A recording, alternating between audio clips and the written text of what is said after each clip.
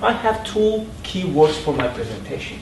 One of them is fear, and that is the mechanism through which the regime in Iran keeps itself in power.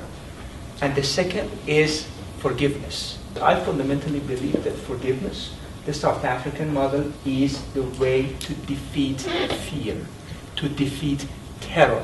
The South African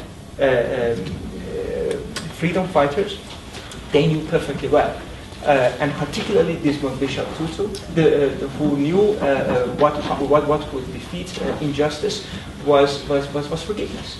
If you tell the oppressors that you are going to punish them and kill them when the regime changes, they would not be ready to give you political power.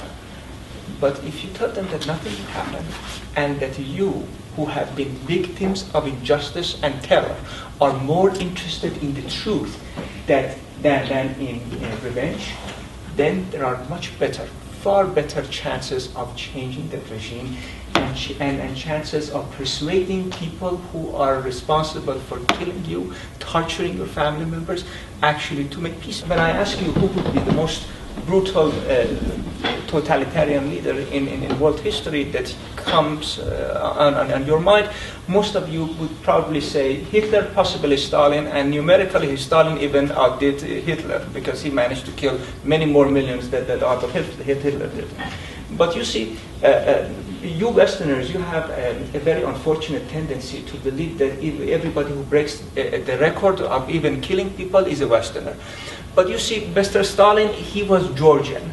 Georgia has had for many, many centuries been Iranian. So the culture of fear and terror that Mr. Joseph Stalin learned in his youth in Georgia, it was actually inspired by no one but us Iranians. No state is strong enough to resist society. Society is always stronger than states.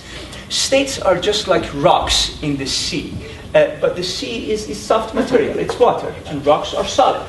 But because the sea is far bigger and those waves just come and they can always erode the big rocks next to the sea. That is the relationship between state and society. So what states do in order to control societies is to use fear, symbolic fear, just in order to be able of controlling them. They cannot control every single one citizen, no. But by planting fear into the hearts of the citizen, they manage to make such control. In 2009, the Basij militia in Tehran particularly, they were afraid of all these people, 3 million people going to the streets. And there were also many university students going to the streets and they were protesting. It was a security situation for the regime. The Basij militia was calling their members, particularly in the big city and at campus areas, just to mobilize them to beat up the general students. What happened was that the mother of the Basij member would say, "Oh, you see, my son is not very well today. He's ill." Or, "You see, my son has gone to Mecca, to Saudi Arabia. He's on pilgrimage. He's a very devout man. He's not at home today. He can't beat up his fellow students today." So everybody cooked up an excuse to stay home and not to beat up his or her student friends. Why? Because we Iranians may be opportunistic. We may join the Basij militia for opportunistic reasons, in order to have state-subsidized refrigerator, in order to access to university easier than our colleagues and friends, in order to see Iran without paying much money for that kind of travels. But when some service is demanded of us, we are ill and we go to Mecca on pilgrimage. So the regime was actually forced to take villagers from faraway villages outside of big cities, transport them with buses into city centers to beat up the students.